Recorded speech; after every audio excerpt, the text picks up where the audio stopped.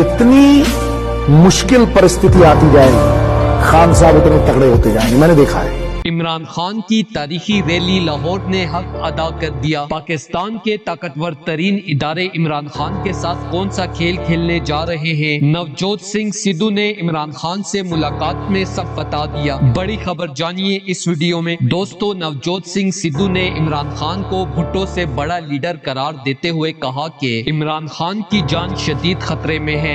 खान साहब उतने तगड़े होते जाएंगे, मैंने देखा है। Character is not made in a crisis, it is exhibited.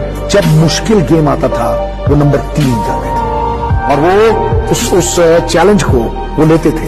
वो ये नहीं था कि पीछे दुबक गया। कमजोरी को ताकत में तब्दील करना, हार को जीत में तब्दील कर देना, ये बड़े लीडर की निशानी होती है। He converts weakness into strength, obstacles into stepping stone and disaster into triumph.